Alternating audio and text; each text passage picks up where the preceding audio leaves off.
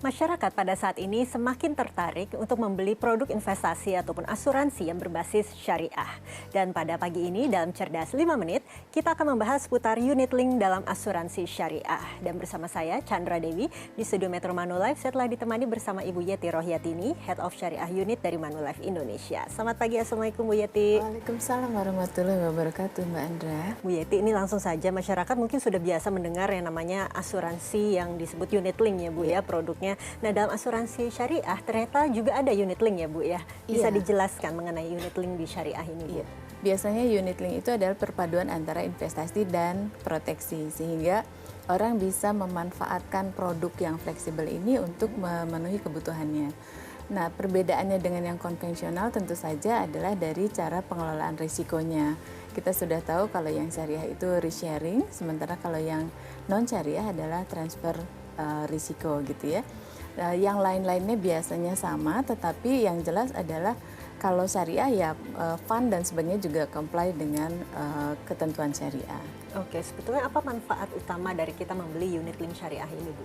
Biasanya unit link ini diperuntukkan bagi siapa saja yang memerlukan proteksi tapi juga menginginkan ada investasi yang bisa dia nikmati di kemudian hari, sehingga tentu aja ini merupakan jawaban dari kebutuhan tersebut. Oke, jadi kita bisa mengalokasikan masing-masing sendiri, pilihan kita sendiri atau bagaimana? Sebetulnya sistem pembagian antara asuransi, proteksi dengan investasinya dalam unit link syariah seperti apa Bu?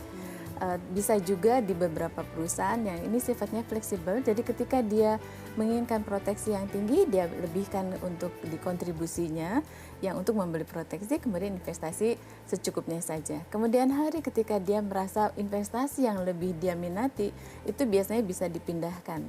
Jadi alokasi terhadap investasinya yang lebih tinggi. Jadi lebih fleksibel begitu ya Bu? Iya, betul. Oke, sebetulnya kalau sistem pengelolaan dana fundnya sendiri, karena ini ada investasinya dalam unit link syariah ya, seperti apa sih bisa dijelaskan Bu? Iya, kenapa unit link dianggap sebagai sarana yang mudah untuk pemula?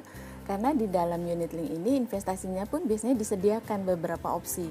Misalnya untuk orang yang membutuhkan investasi jangka panjang, sementara dia juga profil risikonya cukup tinggi, sehingga bisa saja dia memilihnya saham. Maka pilihan investasinya bisa kepada saham. Bisa juga sukuk, atau untuk yang lebih short term itu adalah pasar uang. Nah, tentu saja semua kembali kepada kebutuhannya dan juga profil risiko orang tersebut. Tetapi semuanya dipastikan sesuai dengan ketentuan syariah. Oke, kiranya kalau untuk perhitungan imbal hasilnya bagaimana Ibu? Ya, kalau misalnya di dalam unit link biasanya kan kita ada nih unit price-nya berapa gitu ya, ketika kita membeli harganya berapa satu unit itu. Kemudian nanti dengan berkembangnya investasi tersebut, dengan berjalannya waktu, maka biasanya itu kan ada naik turun ya seperti biasa. Nah, ini yield-nya itu bisa dilihat atau perkembangannya itu bisa dilihat di webnya biasanya, atau bisa juga di media yang lain, sehingga kita sebagai pemegang polis bisa memantau kira-kira nilai polis kita sekarang bagus apa enggak nih gitu ya.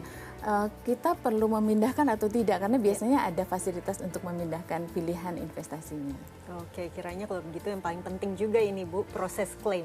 Nah, kiranya proses klaim asuransi untuk produk unit link syariah bagaimana? Apakah sama dengan konvensional? Proses klaim biasanya sama, hanya pengelolaan risiko yang berbeda. Dan yang perlu saya tegaskan di sini adalah masih suka ada salah pemahaman tentang kalau klaim di unit syariah yang unit link misalnya berarti nanti nilai polis kita habis dong untuk bayar klaim. Sebetulnya itu dua hal yang berbeda. Jadi klaim itu kita bayarkan dari dana tabaruk yang sudah dikumpulkan sesama pemegang polis. Sementara kalau investasi yang milik dia sendiri, sehingga proses klaim sama seperti yang kita ketahui selama ini. Yang perlu adalah penuhi berkas-berkas yang dibutuhkan, dokumennya apa saja, karena harus dibaca juga di dalam polis apa saja sih yang dikecualikan dari klaim tersebut gitu ya. Nah, setelah itu sesuai maka tinggal diklaimkan, karena klaim akan dibayarkan dari dana tabaruk, jadi tidak dari nilai polisnya dia. Baiklah Bu Yeti, terima kasih banyak atas kehadiran dan juga informasinya ya Bu ya. Dan pemirsa, demikianlah Cerdas 5 Menit, Cerdas Finansial untuk episode kali ini. Saya Chandra Dewi, terima kasih atas perhatiannya. Sampai jumpa. Dipersembahkan oleh